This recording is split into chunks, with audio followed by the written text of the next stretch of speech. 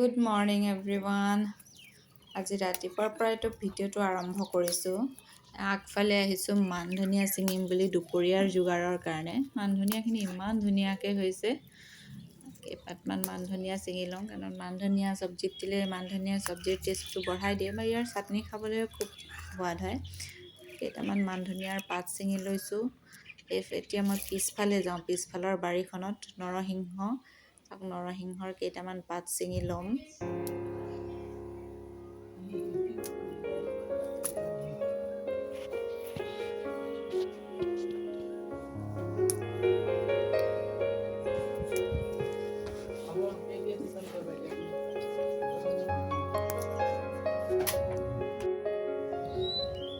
এইফালে এইখিনি হৈছে আমাৰ পুদিনাখিনিও বৰ ধুনীয়া হৈছে, কাৰণ এইখিনিত মোৰ বহুত কষ্ট জড়িত হৈ আছে। বহুতখিনি কষ্টৰ ফলতহে আজি পুদিনাডৰা এনেকুৱা ধুনীয়া হৈ উঠিছে। নিজৰ ঘৰৰ বাৰীৰ সৰু সুৰা এপদ দুপদ বস্তু হ'লেও খাবলৈ ভাল লাগে।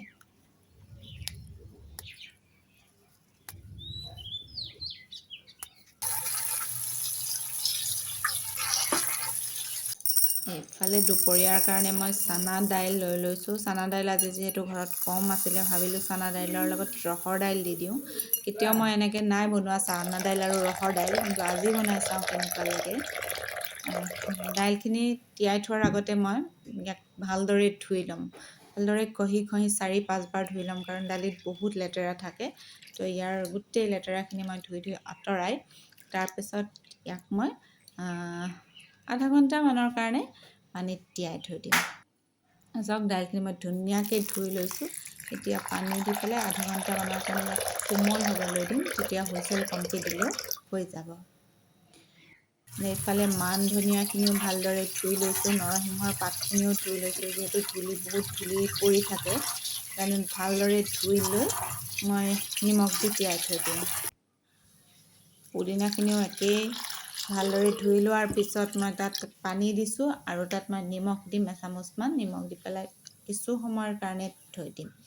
মান ধনিয়া আৰু নৰসিংহখিনিও তেনেদৰে পানী দি পেলাই ধুই লোৱাৰ পিছত পানী দি পেলাই নিমখ দি আধা ঘণ্টামানৰ কাৰণে, 1 ঘণ্টা আৰু থৈ দিম। ইয়াৰ পিছতহে মই ব্যৱহাৰ কৰিম।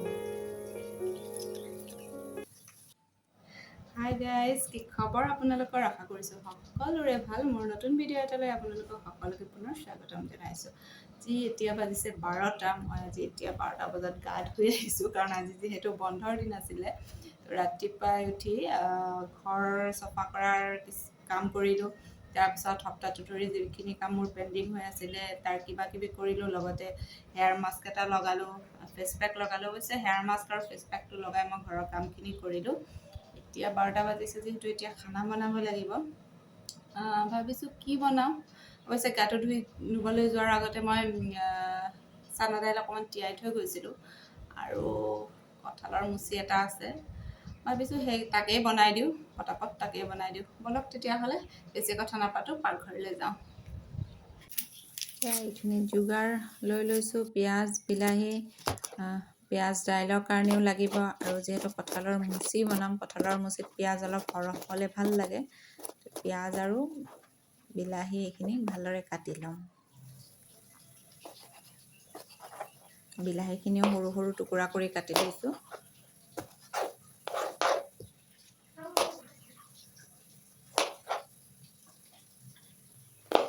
এইফালে আহিলে নহৰু এনেকৈ সৰু সৰুকৈ কাটি লৈ তেলত দি যেতিয়া দাইলটো ফোৰণ দিওঁ খুবেই ভাল লাগে।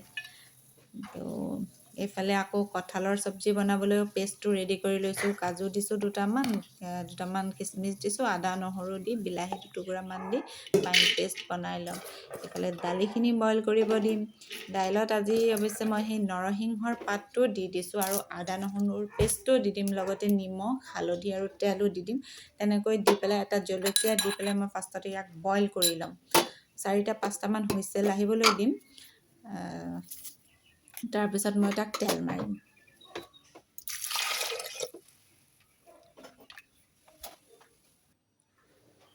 নৰসিংহৰ পাতটো দি বইল কৰি ল'লে নৰসিংহৰ টেষ্টটো দাইলখিনিত পূৰা ধুনীয়াকৈ আহি যায়। সেইটো কাৰণে মই বইলতে আজি নৰসিংহৰ পাতকেইটা দি লৈছোঁ। এইফালে কেৰাহী পাতি দিলোঁ, তেল গৰম হৈ গ'ল। কঁঠালৰ মুচিটো কাটি লৈছিলোঁ সৰু সৰু টুকুৰাত, আৰু তাক পাছতে মই ভাজি ল'ম। আৰু নিমখ দি পেলাই অকণমান ৰঙচুৱা হোৱাকৈ ভাজি ল'ম। দাইলৰ গুড়ি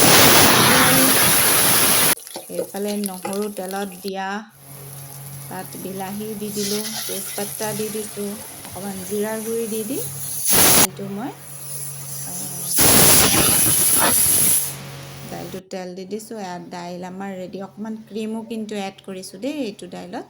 তাৰপিছত এয়া মান ধনিয়াৰে গাৰ্নিচিং কৰিছোঁ।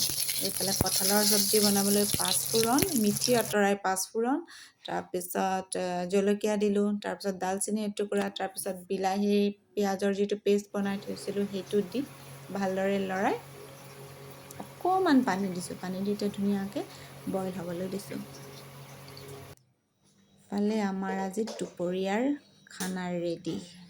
যিহেতু চিম্পল আছিলে একেবাৰে খানাটো, সেইটো কাৰণে মই জহা চাউলৰ ভাত বনাইছোঁ।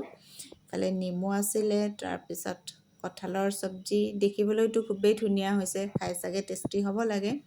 এইফালে প্ৰথমবাৰৰ কাৰণে ৰহৰ দাইল আৰু চানা দাইল বনাইছিলোঁ, অকণমান ক্ৰীম দিয়া। খাই চাব লাগিব কেনেকুৱা হৈছে। এইফালে এইটো হৈছে আমাৰ ঘৰৰ বাৰীৰে পুদিনা আৰু নৰসিংহৰ চাটনি।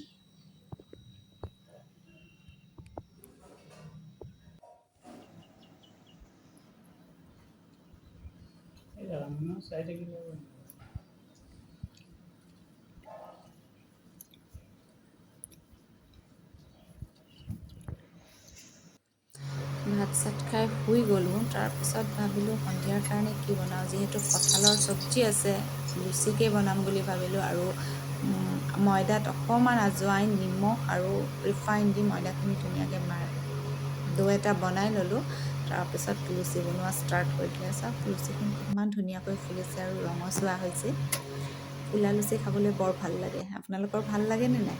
কমেণ্ট ছেকশ্যনত জনাবচোন।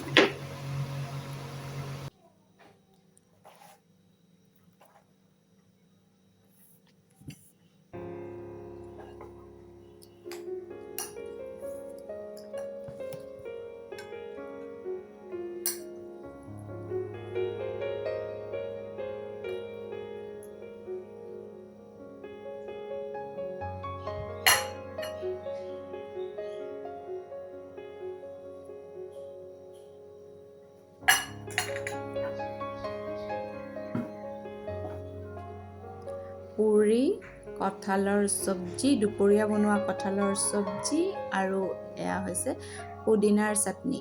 লুচি থাকিলে অৱশ্যে গাখীৰ চাহ একাপ নাথাকিলে ভাল নালাগে, সেইকাৰণে লগতে গাখীৰ চাহ একাপো বনাই আনিলোঁ। গাখীৰ চাহ আৰু লুচি মোৰ খুবেই প্ৰিয়।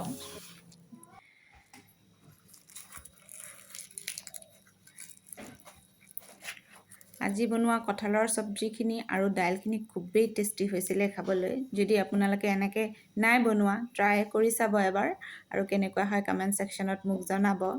ভিডিঅ'টো আৰম্ভণিৰ পৰা শেষলৈকে চোৱাৰ বাবে আপোনালোক সকলোকে ধন্যবাদ। পুনৰ লগ পাম মোৰ নেক্সট এটা ভিডিঅ'ত।